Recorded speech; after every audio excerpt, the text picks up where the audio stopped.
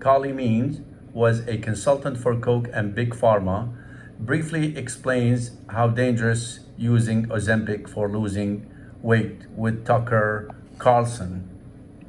But even if it was perfect, even if it was right, even if it was perfect, but the problem is when you get to the individual level, this drug medically is a absolute disaster.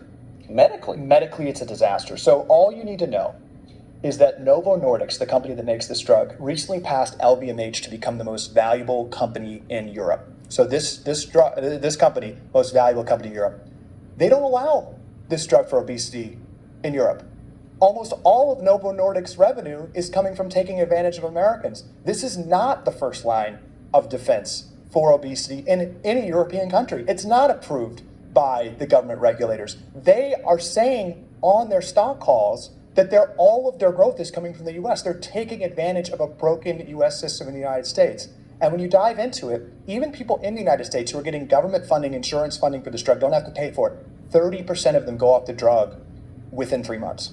So even though they're fully being paid for it, we're being told this is a lifetime drug, there's lawsuits coming, just reported in the past couple of days, on gastrointestinal issues and stomach paralysis. The drug itself essentially is stomach paralysis. What is stomach paralysis? The drug, what it does is essentially it sterilizes its stomach, paralyzes your stomach to make you not be able to process food correctly. And there's studies now saying that stomach paralysis, the really messing with your ability to digest food, actually It destroys your gut bacteria completely, like if you have taken radiation or chemotherapy.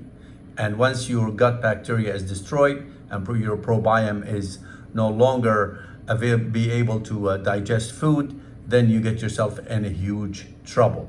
Of course, there are more dangerous side effects that we don't know of. This is what we just know from Carly Means, who was a big pharma consultant and also was consultant for Coke. She stays after you go off the drug. So there's lawsuits now with people with severe gastrointestinal issues after coming off the drugs that's being pronounced, and that's coming out in lawsuits. Additionally, because of that, you're consistently seeing patients who go off the drugs gain the weight back.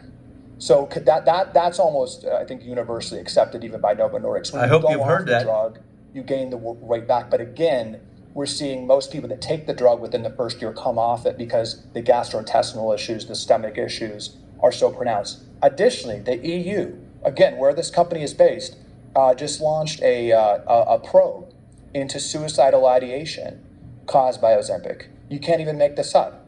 But the EU is doing a massive probe because there's so many reports of increased depression and increased suicide. Now, I was debating a Harvard doctor about 6 months ago, and I brought this up because it's kind of obvious. Your serotonin, what produces your contentment and happiness, 95% is made in the gut.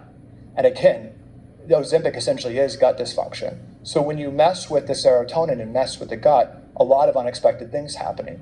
And very understandably, and really what's to be expected, is we're actually seeing reports of a mass increase in mental health disorders and even suicidal ideation.